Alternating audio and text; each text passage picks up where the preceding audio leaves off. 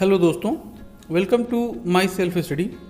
दोस्तों, general knowledge की इस सीरीज़ में एक बार फिर आपका बहुत बहुत स्वागत है। दोस्तों, इस सीरीज़ में हम लोग विभिन्न परीक्षाओं में पूछे गए प्रश्नोत्तरों को डिस्कस करते हैं और दोस्तों हर शनिवार को हम 10 क्वेश्चंस को डिस्कस करते हैं जो कि हिस्ट्री, ज्योग्राफी, पॉलिटी और मिसलिनियस से रिलेटेड होते हैं। तो चलिए दोस्तों स्टार्ट करते हैं पहले प्रश्न से। प्रश्न है, लोधी वंश का अंतिम शासक कौन था? और आपके ऑप्शन है दोस्तों बहलोल लोधी, दौलत खान लोधी, सिकंदर लोधी या फिर इब्राहिम लोधी। तो दोस्तों इसका सही आंसर होगा ऑप्शन थर्ड, इब्राहिम लोधी। और यह प्रश्न दोस्तों एसएससी के एग्ज़ाम में वर्ष 2001 में पूछा गया प्रश्न है। इस संदर्भ में आपको बताता चलूँ दोस्तों कि लोधी वंश की स्थापना बहलोल लोधी द्वारा वर्ष 1451 ईस्वी में किया गया था और बहलोल लोधी की मृत्यु के बाद उसका पुत्र सिकंदर लोधी इस वंश का शासक बना था और वह इस वंश का सबसे प्रतापी राजा था। और सिकंदर लोधी ने ही दोस्तों वर्ष 1504 ईस्वी में आगरा शहर की स्थापना की थी। बाद में दोस्तों सिकंदर लोधी की मृत्यु के बाद उसका पुत्र इब्राहिम लोधी सिंहासन पर बैठा।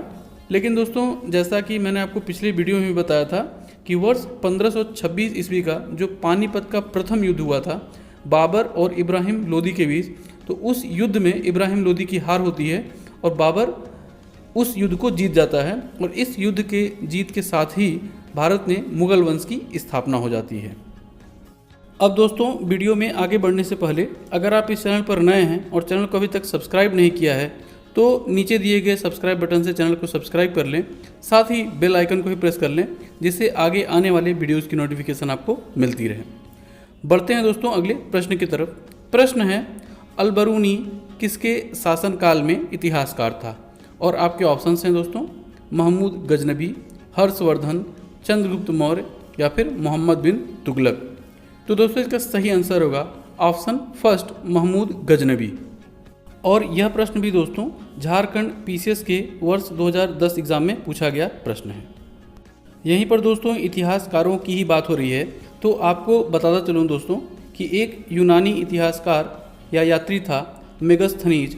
और मेगस्थनीज जो है कि भारत में चंद्रगुप्त मौर्य के शासनकाल में उनके दरबार में भारत आया हुआ था। और मेगस्थनीज द्वारा लिखी गई ही पुस्तक है दोस्तों इंडिका, जिसमें उसने पाटलिपुत्र शहर के विषय में विस्तृत विवरण दिया है। साथ ही बताता चलूँ दोस्तों कि एक और भी यात्री था, चीनी यात्री फाहियान। वह चंद्रगुप्त विक्रमादित्य के शासनकाल में भारत आया था, जबकि हुएंगसांग हर्षवर्धन के शासनकाल में भारत आया था और उसने एक पुस्तक लिखी थी सीयू की। जबकि दोस्तों एक अन्य यात्री था इब्न बतूता और यह अफ्रीका के मोरक्को देश का रहने वाला था और यह जो है तुगलक वंश के शासक मोहम्मद बिन तुगलक के शासनकाल में भारत आया हुआ था। बढ़ते हैं अगले प्रश्न की तरफ दोस्तों। प्रश्न है, हमारे संविधान में मूल अधिकार किस देश के संविधान से प्रेरित है? और आपके ऑप्शंस हैं दोस्तों रूस, अमेरिका, ब्रिटेन या फिर जर्मनी। तो दोस्तों इसका सही आंसर होगा ऑप्शन सेकंड, अमेरिका। इसी संदर्भ में आपको बताता चलो दोस्तों कि मूल कर्तव्य का जो कॉन्सेप्ट है वह सोवियत संघ के संविधान से, जबकि राज्य के नीति निर्देशक सिद्धांत यह आयरलैंड के संविधान से लिया गया है। वहीं दोस्तों आपातकालीन उपबंध को जर्मनी के संविधान से, जबकि संघात्मक व्यवस्था का जो कॉन्सेप्ट है वह ब्रिटेन के संविधान से लिया गया है। बढ़ते हैं दोस्तों अगले प्रश्न की तरफ। प्रश्न है, निम्न विधेयकों में से किस एक का भारतीय संसद के दोनों सदनों द्वारा अलग अलग विशेष बहुमत से पारित होना आवश्यक है? और आपके ऑप्शन हैं दोस्तों साधारण विधेयक, धन विधेयक, वित्त विधेयक या संविधान संशोधन विधेयक। तो दोस्तों इसका सही आंसर होगा ऑप्शन फोर्थ, संविधान संशोधक विधेयक। और यह प्रश्न दोस्तों आईएएस के एग्ज़ाम में पूछा गया प्रश्न है। इस संदर्भ में दोस्तों जैसा कि मैंने आपको पिछली वीडियो में भी बताया था कि किसी भी साधारण विधेयक को राज्यसभा जो है कि 6 महीने तक, जबकि धन विधेयक को मात्र 14 दिनों तक रोक सकती है।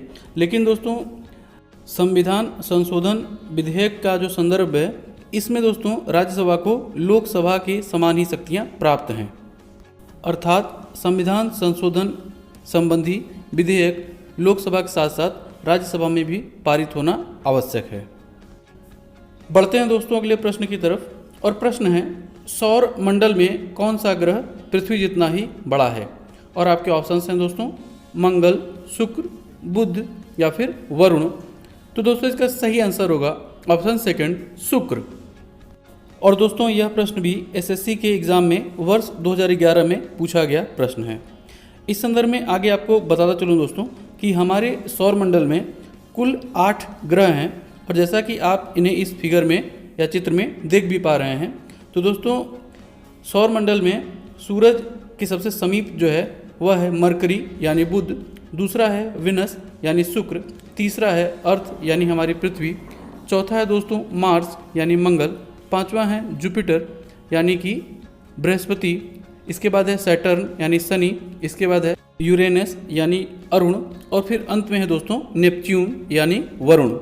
और जैसा कि दोस्तों आप इस फिगर में देख पा रहे हैं तो दोस्तों हमारी सौरमंडल का एक ग्रह है शनि और इसके चारों तरफ वलय यानी कि छल्ले पाए जाते हैं, जबकि दोस्तों सबसे बड़ा जो ग्रह है वह है हमारा जुपिटर यानी बृहस्पति। और साथ ही बताता चलूँ दोस्तों कि जुपिटर के ही सबसे ज़्यादा उपग्रह हैं। और दोस्तों बताता चलूँ कि यह सभी ग्रह अपनी अपनी कक्षाओं में सूर्य के चारों ओर दीर्घवृत्ताकार पथ पर जो है कि चारों ओर सूर्य की परिक्रमा करते हैं। यहीं पर दोस्तों एक पॉइंट और भी ऐड करता चलूँ कि जैसा कि आप इस फिगर में देख रहे हैं मार्स और जुपिटर यानी मंगल और बृहस्पति, तो इन्हीं दोनों ग्रहों के बीच में दोस्तों बहुत से छोटे छोटे जो है कि टुकड़े बड़े उल्कापिंड हैं वो उसमें घूमते रहते हैं जिन्हें क्षुब्ध ग्रह भी कहा जाता है। और यह प्रश्न दोस्तों बहुत बार एग्जाम्स में पूछा जाता है। यहीं पर दोस्तों आपको बात शुक्र की हो रही है तो शुक्र के दोस्तों बहुत से उपनाम हैं। तो दोस्तों शुक्र को ही कहा जाता है पृथ्वी की बहन, उसे सांझ का तारा, सुबह का तारा भी कहा जाता है, जबकि दोस्तों यह शुक्र ही हमारे सौरमंडल का सबसे चमकीला तारा भी है। यहीं पर आपको बताता चलूँ दोस्तों कि यूनानी मान्यता के अनुसार शुक्र को ही जो है कि सौंदर्य का देवता और पूजा की देवी की भी संज्ञा दी जाती है। अब बढ़ते हैं दोस्तों अगले प्रश्न की तरफ। प्रश्न है सौरमंडल का सबसे बड़ा ग्रह कौन सा है? और आपके ऑप्शन हैं दोस्तों यूरेनस, शुक्र, बृहस्पति या फिर शनि। तो जैसा कि दोस्तों इसी वीडियो में मैंने अभी आपको पहले बताया है कि बृहस्पति हमारे सौरमंडल का सबसे बड़ा ग्रह है। तो दोस्तों इसका सही आंसर होगा ऑप्शन थर्ड बृहस्पति। और यह प्रश्न दोस्तों एसएससी के एग्ज़ाम में वर्ष 2012 में पूछा गया प्रश्न है। बढ़ते हैं अगले प्रश्न की तरफ दोस्तों। प्रश्न है फ्यूज तार का उपयोग के लिए होता है? और आपके ऑप्शन हैं दोस्तों हानि पहुंचाए बिना उच्च विद्युत धारा को प्रवाहित करना, अत्यधिक धारा प्रवाह के समय विद्युत परिपथ को तोड़ने, किसी व्यक्ति को विद्युत झटकों से बचाने या फिर इनमें से कोई नहीं।